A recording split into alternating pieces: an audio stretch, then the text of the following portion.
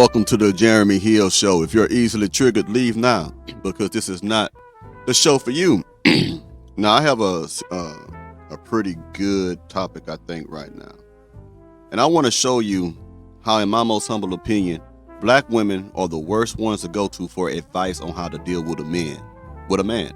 Because black women are actually teaching other black women toxic things to keep them where they are always destroying relationships that they have with good men, good decent men, good hard-working men. And they laugh at it. They think it's funny. They think it's a joke and stuff. Now, to the women who support me and the women who watch my show, I appreciate you, because you're the woman that I'm actually fighting for. What I mean is this right here. My content is to make you aware of the bad characteristics, traits, the bad character that we see in today's modern day black woman that makes them undesirable to most black men. And at the same time, my content keeps you in line. It keeps you in your place so that you'll know how to be cooperative with a man, how to be submissive to a man, to show you what it is that a man wants. And this is still a men's channel at the end of the day. And I want to thank y'all for supporting me. But I will never change this content to make somebody smile about it. It's always going to be the truth. So let me go ahead and start this right quick. I want y'all to see what I'm talking about, how women are so comfortable with being lying. A304. 1 second as I pull it up. I want to know, us as women, do y'all feel like y'all do unnecessary things to provoke men, or like y'all think y'all are also? Yeah, I be lying. I'm not gonna lie. I be lying for no reason. Yeah. Like, some of the stuff I lie about, I'm like, why? Be lying for no reason. This woman says she lies for no reason to a man. So you women are complaining that you want an honest man, but yet you are extremely dishonest, because you get a kick out of making a man worry. You get a kick out of making a man confused and frustrated, because in your sick, warped mind, you think that is showing you that he loves you, that means that he cares about you, because he's stressing out behind your bullshit. Let's keep going, man. Oh yeah. Like, some of the stuff I lie about, I'm like, why? Why'd I lie? Like, a nigga could literally ask me, like, did you go out last night? No. Oh my god. I did. I was lit. I'm hungover. What about the truth are you running from? I don't know. Not bad. I don't know. Sometimes I just feel like, I don't know. I feel like sometimes guys ask you questions and it be a trap, and it's like, I'm trying to It's because they be trying to judge you. How is a man asking you a question about your whereabouts a trap? If a man is asking you where you at, it simply means because he wants to know where you at. A man ain't trying to investigate your character and shit. We ain't on that type of time. We want to know what you doing. If we contacting you, if you are our quote unquote woman, there's no inappropriate time to ask you where your whereabouts are. This is a selfish, entitled woman that you hear right now. And unfortunately, most of the women that we are dealing with today think just like this musty back heifer right here. And giggling the whole time about being a no good for nothing, deceiving ass hoe. Because niggas just ask if you're going out. They trying to see like what type of time you really be on. Oh, you always be out. That's why I'm not about to tell you. I heard people say that, bro. Like you see me out one time, and now you're always out. Like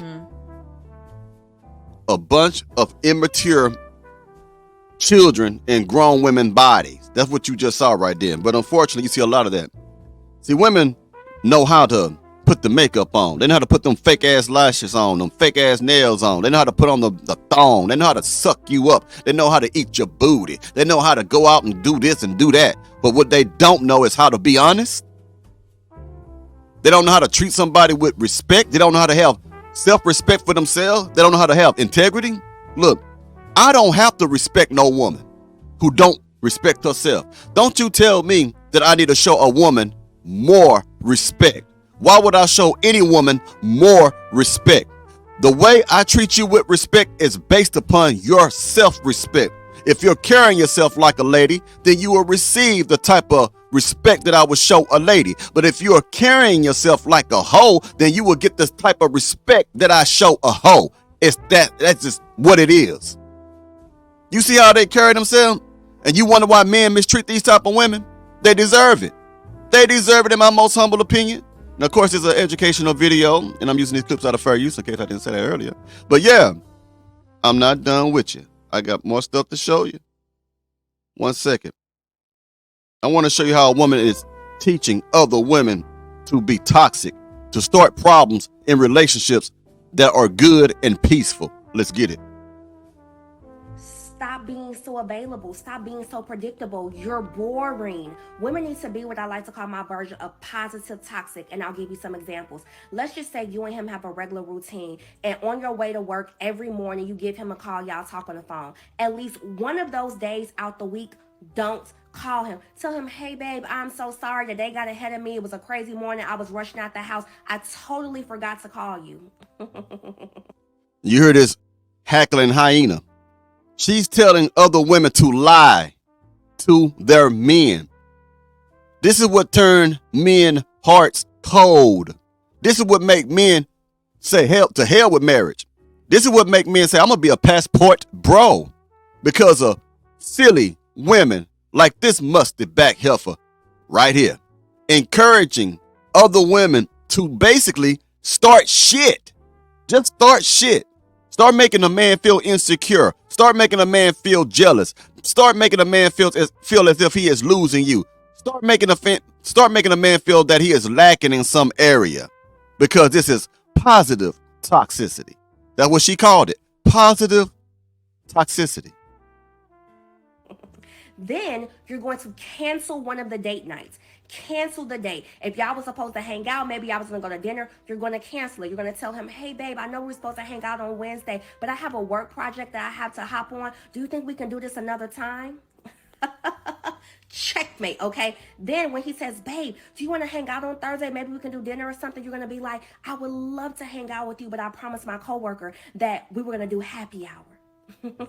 Men love women that are unavailable. You got to Where do y'all get that shit from? A man who is seen, you know who love women who are not available? Men who don't have shit going on, men who don't have money. Because a man who has made himself established and got his own thing together, he's used to he is used to predictability. He is used to routine. He want a woman that he can say, hey, I know where she at, where she's going to be. I know what she's going to do. He wants a woman who's going to be consistent. Ain't no such thing as a man who want a woman that's inconsistent, that he don't know where the hell she at, don't know what she got going on. Ain't no such thing as that. This is a moron that's talking to these women. But unfortunately, like my daddy told me, stupid people have an ability. My daddy says stupid people they do have an ability to draw people to them.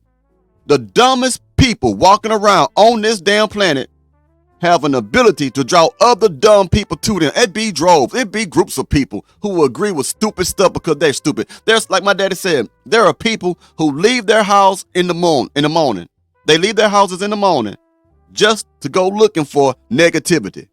There are so many people who can't wait to get on the goddamn phone to talk about other people, just to gossip, just to hear how somebody's relationship was torn apart, because they listen to women like this, women who are toxic feminist women, feminazis, as Rush Limbaugh used to call them in the 90s. Extreme feminism. This is extreme feminism, where you tell women to lie to your man, to deceive your man, to cause complications in what may be a terrific relationship. Don't listen to these damn fools, man. Put a little sauce on. You got to keep his mind wondering. You got to keep him intrigued. This is how he's going to stay interested. This is how he's going to be all over. This is how a man is going to stay stressed. You want a man mind to wander?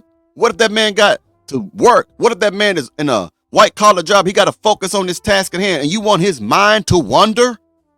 You damn fool. You got to keep him intrigued. This is how he's going to stay interested. This is how he's going to be all over you, okay? This is also going to program him that being with you is not going to feel like he's in jail. This is going to show him that you know how to prioritize things other than him, okay? Men hate feeling like that they're in jail. So this is going to show him that you have friends, you have other things to do, and this is going to keep him on his toes. And at this point, we really need a secret community, y'all, because I can't keep telling all y'all this stuff on the internet while the men are listening. She wants a secret community of lying ass heifers. Wow.